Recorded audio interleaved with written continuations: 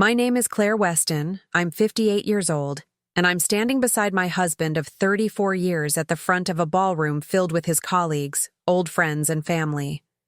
There's jazz humming in the background, champagne bubbling in every hand, and fake laughter echoing off the walls. This is supposed to be his big night. But right now, every eye is on me. He taps the mic again. "You know," he chuckles, motioning toward me with a smug grin. Claire never really understood my work. But she was always good at keeping the house clean and the casseroles warm. That line burned. Not because it was shocking, but because it was expected. That's the role I've played for decades.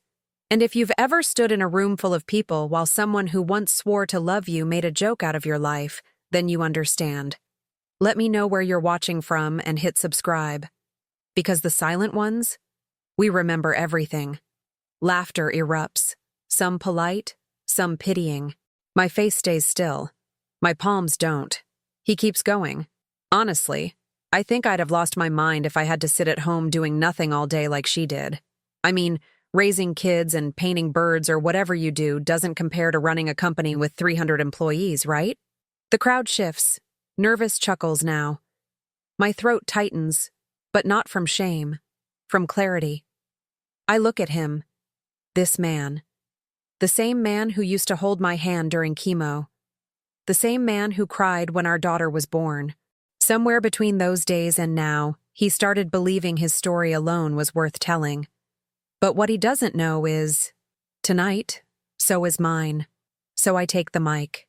"You know, I was going to keep it sweet," I say gently, my voice cutting through the hum like glass. "Say a few nice things, sit back, be the silent wife, but I think after 34 years I've earned 5 honest minutes. Wouldn't you all agree?" The room stills. You could hear a pin drop over the sound of his ego deflating. Before I show you exactly what I said that shattered him in front of everyone who ever mattered to him, let's rewind. Because this didn't start here. It started last spring, with a forgotten anniversary and a bottle of Pinot. He came home late. No explanation, no apology. Just his briefcase, his loosened tie, and that scent of a woman's perfume he thought I'd be too tired to notice. I didn't say anything. Not that night. Not the next. Instead, I found my old sketchbooks, the ones I tucked away after our second child was born. The ones he used to say were cute, but not real work. I enrolled in an online art business course. I started selling my paintings anonymously under a brand name he'd never connect to me. 3 months later, I had a waiting list of clients, a studio in town, and money flowing into a bank account he didn't even know existed. That's when I began documenting everything, not just my business, but him. The late-night calls, the passive digs, the vacations he suddenly had to reschedule for work. I wasn't planning revenge back then. Not yet. I just wanted to see clearly. Because when someone gaslights you long enough, you start believing their version of your life. And his version always made me small. "You're too sensitive. You don't get how the world works. You should be grateful." That word, grateful, stuck to me like cheap cologne, as if I hadn't given up my 20s and 30s to build a life that revolved around his. But the final straw came 2 months ago. His assistant, a bright-eyed 27-year-old named Cassidy, posted a photo of them on a work trip. It wasn't just the way she leaned into him. It was the caption, "To the man who inspires me daily." I knew then. The affair wasn't new. But my silence? That was about to expire. And the best part? I didn't need to scream. I didn't need to beg. I just needed a microphone and a room full of people who thought they knew who he was. And I had both. So now, standing in the soft glow of chandeliers, with half of the city's corporate elite waiting for my next word, I breathe in slowly. He's about to meet a version of me he never believed could exist. The version he helped create. And what I say next will be the last thing he ever expected. There's a rhythm to my mornings. I wake before the sun, when the house is still and forgiving. Coffee. Silence. A little light stretching before the world remembers I exist. The same wooden floors I've walked for decades creak beneath me like old bones. Familiar, dependable, slightly worn, like me. For years, I built my world in the margins. While Daniel ran board meetings and closed million-dollar deals, I ran a household that never dropped a beat. 2 kids, 3 moves, 6 Christmases hosted without a single complaint. I made it all look easy. And that was my mistake. Because when you do something well enough for long enough, people stop noticing. I didn't want much. Not jewelry, not getaways, not recognition in front of strangers. Just appreciation. A quiet thank you. A pause before a sarcastic comment. A glance that still saw me as something more than a fixture in his shadow. But those moments came less and less. Take our last vacation, for instance. Tuscany. A dream I'd waited 20 years for. I had this image in my head of slow walks through vineyards, laughter over pasta, him sketching me while I painted the hills. But it wasn't like that. He spent most days on his laptop, glued to Zoom meetings. I wandered Florence alone, pretending I didn't mind. At dinner one night, I tried to share something. A silly idea for a children's book I'd been toying with. He barely looked up from his wine. "You're sweet, Claire," he said. "But you've always had your head in the clouds." It was meant as a compliment, I think. But it landed like a brick. That's how most of his words came lately, dressed in charm but heavy with dismissal. And yet I stayed soft. I still made his coffee just the way he liked it. Still ironed the sleeves of his favorite shirts because I knew he hated creases. Still kept a bottle of the Pinot he liked on hand, even if I preferred Cabernet. Not because I was spineless, but because I believed that love, real love, means showing up even when it isn't flashy or reciprocated. But love, I've learned, is not martyrdom. The signs were there long before the party. Like the night he came home late, reeking of some citrusy perfume and full of vague stories about a client dinner. He kissed me on the cheek and said, "You're amazing for trusting me. Most women would be insecure." I smiled and nodded, but that word, insecure, clung to me for days, as if I was flawed for wanting honesty, as if my quiet was weakness. And yet, in the silence, I held strength. I raised 2 children who still call me just to hear my voice. I nursed his mother through her final days, even when she barely remembered my name. I volunteered at the local shelter every Thursday, taught painting classes at the community center on Saturdays. My world was not flashy, but it was full. He just never looked closely enough to see it. One night, I asked him, gently, if he was happy. He laughed like I'd told a joke. "Claire, don't get dramatic. You always do this when you feel bored. Take a class or something." I nodded, and I did. That week, I signed up for a business course in secret. It was nothing glamorous, just an online training on how to start an art studio. But every module felt like reclaiming a part of myself I'd shelved long ago. I'd forgotten what it was like to learn for me. Not for the kids. Not for him. The more I worked, the more alive I felt. While he scrolled through his phone at night, I drafted business plans. While he traveled for work, I met with potential clients over tea. While he mocked TikTok, I went viral on it, anonymously. My art, my hands, my name, finally mine again. But I still said nothing, because I didn't need to prove anything. I just needed to remember who I was. And yet, even in those quiet wins, the slights continued. He once told a friend while I stood 3 feet away, "Claire's lucky. She doesn't have to stress over work. Must be nice to have hobbies instead of responsibilities." They laughed. I smiled. Later that night, he asked me if I was upset. I said, "No, just tired." And I was. Tired of making myself smaller so he could feel big. Tired of pretending that crumbs were feasts. Tired of waiting for permission to bloom. I never told anyone. Not our kids, not my sister, not even my best friend. Because when you've spent a lifetime being quiet, speaking up feels like breaking glass. But slowly, I stopped seeking his applause. I started painting larger canvases, raised my prices, built a website, hired an assistant. My work was in galleries before he ever noticed I wasn't home on Tuesday nights. And when he finally asked, "Where do you go so much lately?" I just smiled and said, "Out." He didn't press, because to press would be to care, and he'd stopped doing that a long time ago. So I built in silence. I grew in shadows, until my world had its own sun. All he saw was the version of me that served his narrative, the one who stayed small, laughed politely, and filled the empty spaces he didn't know how to. But that version was gone. What remained was someone steady, someone rooted, someone ready. And when the invitation for his retirement party arrived, embossed, excessive, and addressed only to Mr. Daniel Weston, I circled the date.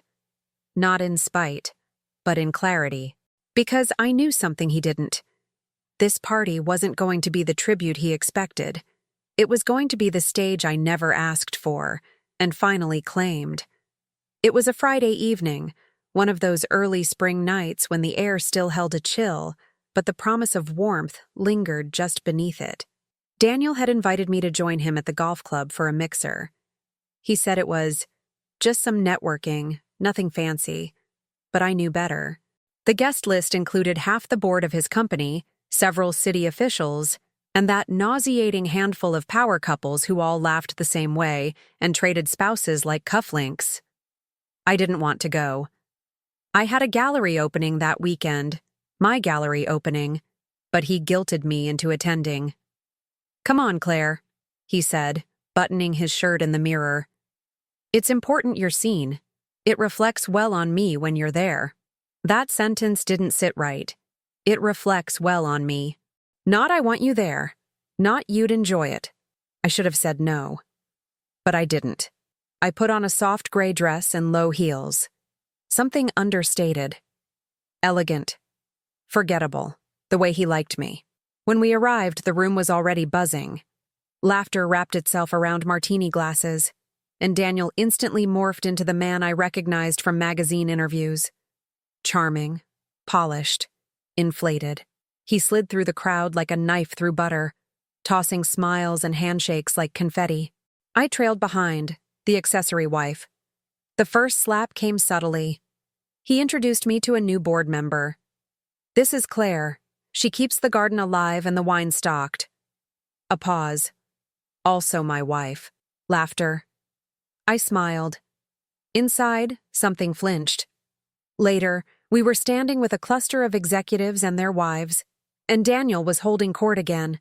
Stories about building the company from scratch, about leadership, about sacrifice. "You wouldn't believe how many nights I slept at the office," he said, swirling his scotch. "Claire didn't love it, but she got used to it. She always knew the bigger picture was mine to carry." He turned to me, touched my shoulder. "She's my constant, my anchor. Always there when I get home, reliable." There it was again. Not loved, not admired, just useful. The conversation moved on, but I didn't, because I wasn't his anchor. I had spent the past year building a life without him, right under his nose, and the fact that he couldn't see it made the insult worse. Still, I swallowed it, until the final blow came, at dinner. Long white tables, candlelight, clinking silverware. I was seated between a woman named Darla, who only spoke about her Pilates instructor's abs, and Cassidy, his Cassidy, who looked at Daniel like he personally invented oxygen. She leaned toward me at one point and said with a smirk, "It's so amazing you and Daniel have lasted so long. You're like his safe space, you know? His comfort zone." Her words were laced with condescension, but also something else. Possession. Like she knew something I didn't. Or worse, something I already suspected. Then Daniel stood up to make a toast. Everyone quieted. He raised his glass and began with the usual cliches. Gratitude. Legacy. The next chapter. And then, "And of course," he said, gesturing toward me, "I couldn't have done it without my wife. She made it easy to come home, always had dinner ready, never asked too many questions." The crowd laughed. Not cruelly, just uncomfortably. He chuckled too, clearly enjoying himself. And honestly, she never got in the way of the real work. That's rare these days. I didn't hear the rest, because I was frozen, staring at this man I had loved, supported, stood by, as he reduced me to an obedient ghost in his success story. He didn't see me. He never had. And now he was mocking me in front of the very people he claimed to respect. I felt the heat rise in my chest. My face burned, but I refused to cry. Not there. Not in front of them. I felt Cassidy glance at me. I saw her shift slightly in her seat. She wasn't smug now. She was nervous. As if even she knew he'd gone too far. But Daniel, he kept smiling, kept drinking, kept owning the room like he owned me. That was the moment the betrayal crystallized. Not just the affair, not just the dismissal, but the truth of it all. He didn't just stop loving me. He never respected me. And worse, he thought I didn't have the power to do anything about it. When dinner ended, I slipped away to the bathroom. Not to cry, to breathe. I stared at myself in the mirror. The woman looking back wasn't fragile. She was tired. Tired of waiting for validation. Tired of making herself invisible so he could shine. Tired of dressing up humiliation in silk and small talk. And in that moment, something shifted. A thought as clear and sharp as glass. They messed with the wrong woman. Not in fury, not in chaos, but in certainty. The kind of certainty that moves quietly. I went home that night and pulled every file from my business account. Every painting sold, every receipt, every photo. I made a list of every board member he'd mentioned over the years. I made calls, sent samples, introduced myself, not as Daniel Weston's wife, as Claire Weston, founder and creative director of Weston Studios. Within 2 weeks, my work was commissioned for an installation in the same building Daniel's company was headquartered in. Within 4 weeks, a city councilwoman bought one of my pieces for her office and invited me, not him, to the unveiling. Within 6, I knew what I had to do. The retirement party had already been planned. A black tie affair at the same ballroom where we'd once celebrated his promotion. The guest list, his entire career, lined up in suits and evening gowns. I didn't need to ruin it. I just needed to reclaim it, to let them see what he never did. And so, with months of patience and years of swallowed pride stitched into my spine, I circled the date again. Not in anger, in purpose. Because when power slips into arrogance, it forgets one crucial thing. Silence is not surrender, it's strategy. And mine had run its course. I didn't confront him. That's the part that surprises people. There was no screaming match, no suitcase tossed on the lawn, no weepy late-night ultimatums. I let him keep his illusion. Let him believe I was still the quiet woman who folded his shirts just the way he liked and didn't ask questions when he came home late. I didn't change anything on the surface. But underneath, I was building a different world, one where he no longer had a say in the narrative. The morning after that dinner at the golf club, I started making moves. Small ones at first, untraceable, emotionally clean. I met with a lawyer, a woman named Deborah who specialized in asset protection and marital business law. I didn't bring divorce papers. I brought questions. She gave me answers, and then she gave me options. By the end of our 2-hour meeting, I had more control over my future than I'd ever thought possible. First, I opened a second LLC under my name, tied directly to Weston Studios, entirely separate from Daniel's financial reach. Second, I transferred all future art sales, licensing contracts, and commissions to that new entity, quietly, cleanly, legally. Third, I filed for copyright registration on my entire art portfolio, including pieces he'd once offhandedly claimed we owned together. He didn't notice. He was too busy planning his big send-off. Too busy polishing speeches and approving wine lists for a party he assumed I'd help coordinate. I smiled and offered input when asked, white orchids instead of red, duck instead of steak, and let him believe I was just along for the ride. That was the key, letting him think nothing had changed, but everything had. The more control I gained in the background, the lighter I felt, like I'd been living with weights tied to my ankles and hadn't noticed until they started to loosen. I took meetings with gallery owners under the guise of charity work.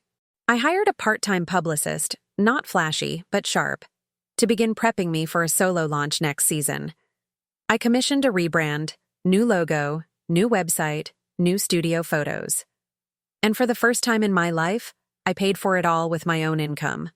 Pure, unattached, undeniably mine. But what I didn't do was gloat. Not once. Because this wasn't about revenge, not yet. This was about reclaiming. It was about becoming solid beneath the surface while he kept skating along the ice. And the cracks were starting to show. I noticed how his jokes were falling flatter at parties. How Cassidy began looking at her phone more than at him. How the board, once enamored with his every word, started calling his number 2 directly instead of going through him. He didn't notice. But I did. I watched the structure he built start to shift under him. And I didn't push. I just let gravity do what it always does. And still, he saw me the same way. When I mentioned a studio renovation, he replied, "You mean your hobby room?" When I got a local write-up in a design magazine, he skimmed it and said, "They'll put anyone in those things these days." When I dressed up for a solo event, he said, "Who are you trying to impress?" Each line rolled off my back like rain on glass. Because I knew something he didn't. I wasn't trying anymore. I was becoming. And when the official invitation for his retirement gala arrived, cream cardstock, gold foil, embossed with Daniel E. Weston, celebrating a legacy, I didn't flinch. I picked out a dress that didn't apologize for anything. Slate blue silk, minimal jewelry, red lips. Not too loud, but no longer invisible. I booked a hair appointment with the stylist he once said was too expensive for a housewife. And then, the week before the event, I finalized one last detail. The gift. I had commissioned a custom painting, a large abstract piece called Departure. Cool grays, deep shadows, hints of gold. It was beautiful. Haunting. A reflection of endings disguised as beginnings. On the back, a plaque. To Daniel. For the legacy you thought you owned. With all my silence, Claire, I had it professionally wrapped and scheduled for delivery to the ballroom the morning of the event. No sender name. Just a note for it to be unveiled during the final toast. I wasn't sure if he'd read the plaque before the crowd saw it. I wasn't even sure if he'd recognize the style as mine. But that was the beauty of it. Either way, he'd know. He'd know the woman who stood beside him in silence for 3 decades had spoken. He just hadn't heard her voice until now. And when I looked at myself in the mirror that night, I didn't see a woman seeking payback. I saw a woman who had nothing to prove. The revenge wasn't in rage. It was in restraint. Because poetic justice isn't about spectacle, it's about timing. And mine had just arrived. The ballroom glows with candlelight and self-congratulation. Men in tuxedos sip aged scotch. Women air kiss with perfectly painted smiles. And string instruments hum above the sound of legacy. This is Daniel Weston's night, his kingdom, his coronation into retirement. Curated, catered, choreographed. He moves through the room like a man on a throne, and I trail behind him, unseen but never unaware. They all know me, of course. They nod politely, compliment my dress, say things like, "You've always been such a graceful woman, Claire, but no one really sees me." Not yet. Daniel clinks his glass at the head table. A hush spreads like fog across the room. He smiles, all white teeth and polished charm, and begins his speech. 35 years ago, I started with nothing but a desk, a dream, and a damn good sense of timing. The audience laughs. I don't. I glance across the room at the far wall, where the staff is beginning to unveil the large, wrapped gift I sent anonymously. The canvas is still covered, its silk ribbon untouched. Soon, Daniel talks on, about sacrifice, perseverance, the market, leadership. He makes a few safe jokes, then gestures toward me. And of course, I couldn't have done any of this without my wife, Claire. She gave me stability when I needed it, space when I demanded it, and the kind of quiet loyalty that never asked for anything in return. Polite applause. My throat tightens. He smiles down at me, expecting a demure nod. I offer it, but it's not what he thinks it is. He continues, and because of her, I always had a reason to come home, even if I was too tired to talk. More applause. A few chuckles. Then he lifts his glass and says, "Claire, I know words aren't really your thing, but I'd love for you to say a few, just to close the night." He offers the mic. The room turns. All eyes fall on me. I rise slowly. My heels barely make a sound on the floor. I take the microphone. My hand doesn't shake. "Thank you," I say softly. I wasn't planning to speak tonight, but sometimes silence grows too heavy not to break. The room stills. You could hear a pin drop over the clink of a glass being quietly set down. For years, I told myself my role was to support, to stay steady, to keep the engine running while someone else steered the ship. And I did that. Not because I was weak, but because I believed in partnership. I believed in us. My voice holds. Calm, even. But over time, something shifted. Not in me, in him. I gestured gently toward Daniel. "You stopped seeing me. Somewhere along the climb, I became background noise to your monologue." And I accepted that. Until I didn't. A ripple of tension moves across the crowd. While you were chasing your dreams, I began to chase mine. Quietly. And now, they're real. Tangible. Protected. I pause. Then turn slightly to address the entire room. Many of you know Daniel's company headquarters. You walk by it daily. Some of you work in it. There's some nodding, confused but attentive. Starting next month, the building's main lobby will feature a permanent installation, a mural entitled Unseen. It's my work, my name, my vision. Daniel blinks. The room shifts. And this, I nod toward the staff now fully unveiling the large canvas at the side of the room, is called Departure. It was a gift. From me. To the man who once believed I had no voice. The cover drops. The painting stands in cold beauty. All steel blues, gold streaks, deep lines of movement and fracture. Elegant. Stark. A storm breaking open. Gasps ripple through the room. On the plaque, under the painting. To Daniel, for the legacy you thought you owned. With all my silence, Claire. He reads it, twice, then again. The blood drains from his face, but I'm not finished. I've filed copyright for every piece of art I've ever made, under my business, which, by the way, is not a hobby. It's a 6-figure studio with corporate clients, public commissions, and zero debt. Murmurs now. From colleagues, old friends, board members. And I've been advised to let you all know, I add calmly, that Weston Studios shares no legal affiliation with Daniel's company, nor with the Weston marital estate, as outlined by the LLC reclassification made official 3 months ago. Daniel opens his mouth, but nothing comes out. I look at him. Not in anger, not in pity, in clarity. "And one more thing," I say, quieter now, leaning in slightly. "Cassidy's lease, the one you co-signed, it's in a building I own through a shell trust. The rent just tripled." His face freezes, lips parting slightly, hands still. Silence. Total silence. And then, a low exhale from somewhere in the crowd. Someone whispers, "Damn." I hand the mic back to the MC, thank the audience for their kindness, and return to my seat. No tears, no gloating, just quiet power, restored. Daniel doesn't speak to me the rest of the night. He makes small talk, smiles for photos, but he never looks me in the eye again. He can't, because the one woman he thought would never leave his shadow just lit it on fire, in front of everyone who helped him cast it. And I didn't have to scream to do it. After the applause died, if you could call that stunned quiet applause, the air in the ballroom changed. It didn't happen all at once. It began at the edges of the room, with glances. Then low whispers.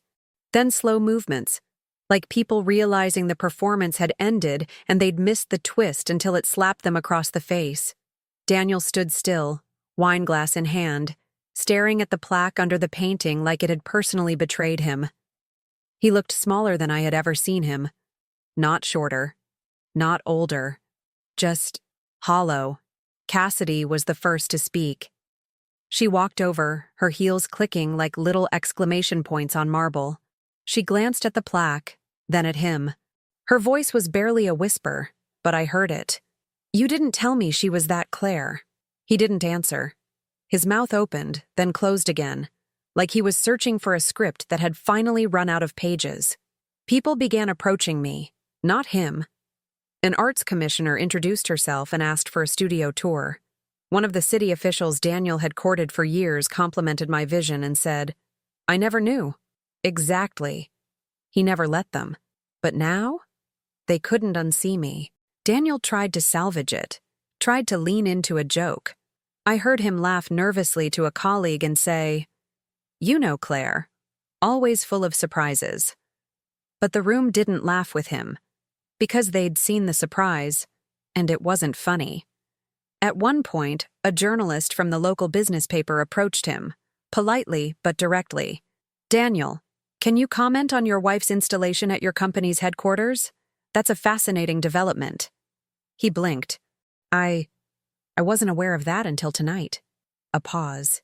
The journalist raised an eyebrow. "She secured the commission 3 weeks ago. It was in the council meeting notes." Daniel nodded stiffly, but said nothing. Later, I watched him try to corner the event coordinator, snapping under his breath about inappropriate gifts and how this was supposed to be his night. The coordinator shrugged. "It was your night, until it became hers." That was the first time he looked at me, really looked at me, the entire evening. His eyes weren't angry. They were lost, like a man waking up in someone else's house and not remembering how he got there. I didn't flinch. I didn't look away. I just met his gaze with the same stillness I had offered him 100 times over the years. The kind he mistook for weakness. The kind that now terrified him. He walked over eventually. Waited until most of the crowd had turned their attention back to drinks and dessert. He stood in front of me, hesitant, with that polite corporate smile he used on people he no longer respected. "Claire," he said softly, "that was unexpected." I nodded. "Was it? I just wish you'd told me that you were—" He gestured vaguely toward the mural. "Doing all of this." I tilted my head, just slightly. "Like the way you told me about Cassidy?" I asked. His smile faltered. "I never meant for that to get public," I finished, "or for it to exist at all." He exhaled through his nose. "You made your point." "I didn't come here to make a point," I said. "I came here to reclaim my voice, the one you joked about not existing." His jaw tightened, and then I said the line that finally cracked him. "You always said I never understood your work. Maybe you just never understood mine." He went silent. And for once, he couldn't spin it. Couldn't laugh it off, smooth it over, or change the subject. Because the room wasn't his anymore. It belonged to the woman he had spent decades keeping in the background. And now, she was the only one anyone wanted to talk to. He tried again, softer this time. "So, what happens now?" I didn't answer. Not because I didn't know, but because not everything deserves a response. Some questions are better left in the silence they created. He stood there for another beat, searching my face for anything he could use to reclaim control. Anger, regret, softness. But there was none. Only peace. Earned, unapologetic, untouchable. I turned slightly, caught the attention of the gallery director from across the room, and excused myself with a quiet, "If you'll forgive me, I have people waiting." That line, said with perfect grace, hit harder than anything loud ever could. Because Daniel wasn't just being left behind. He was being left irrelevant. And that was the thing he never prepared for. No collapse, no grand scene. Just a soft, final closing of a chapter he thought he authored alone. But this story, this one was always mine. 2 days after the party, I sat in my studio with the windows open and a breeze rolling in over the oak trees. Morning light spilled across the hardwood floor, and the scent of linseed oil and lavender drifted through the room like an old friend. There was no noise, no demands, no deadlines. Only stillness. For the first time in decades, I felt like I could exhale without asking permission. I hadn't heard from Daniel since that night. No phone call, no letter, just quiet. The kind of silence that used to feel sharp. Now it felt like space, and I didn't fill it. There was nothing left to say. He'd returned to his empty condo, the one he once bought as a backup property for business travel. Cassidy moved out the week after the gala. I didn't ask why, but I imagined watching a man unravel in slow motion wasn't the future she pictured. He still had his title, his pension, his plaques on corporate walls. But none of that meant anything when the applause stopped echoing. He used to joke that I was too sentimental, said I held on to old things, handwritten cards, pressed flowers, stories that never happened. He wasn't wrong. I am sentimental, but I've learned that sentiment isn't weakness. It's awareness. Of beauty. Of meaning. Of the quiet chapters that speak louder than the loud ones. That's why I kept the envelope. Cream-colored, hand-addressed. His handwriting, familiar even now. It arrived a week after the party. No return address, no sender. Just a single page inside. Claire, I see now. You were never in my shadow. I was just too far behind to see your light. Daniel. I folded the letter and placed it inside my sketchbook, between 2 pages of blue ink and soft pastels. Not out of nostalgia. Not because I forgave him, but because I wanted to remember the truth of it all. Not just the pain, but the becoming. That's what this was, after all. Not revenge. Rebirth. I stood in the doorway of my new studio that afternoon. A renovated loft in the heart of the city. Sunlight touched every corner. My name was etched on the door in clean brass letters. Claire Weston, artist in residence. Clients came and went. My assistant buzzed from her desk with the ease of someone who believed in the work. And me? I painted. Not for applause. Not for survival. Not for him. For me. I painted what silence felt like. I painted what rebuilding tasted like. I painted the version of myself I almost lost, and the one who rose anyway. One evening, I walked by the lobby of his old headquarters. The mural had just been installed. Unseen, bold, aching, unapologetic. A woman in profile, eyes closed, spine straight, hair lifted by invisible wind. She wasn't weeping. She wasn't angry. She was becoming right there, in front of everyone who had once overlooked her. A young woman walked by and paused beside me. She looked at the mural, then at me. "She looks like she's finally done waiting," she said. I smiled. She is. We stood in silence a moment longer, both of us staring at the woman on the wall, the one who had waited in the background for too long. I walked away after that. Not from something, but toward something. There's power in the quiet exit. In knowing that the story no longer needs you to stay on the page. That the final sentence has already been written. With grace, with strength, and with ink no one else can smudge. I didn't burn bridges. I didn't slam doors. I simply turned the page. And for the first time in my life, it was written in my handwriting.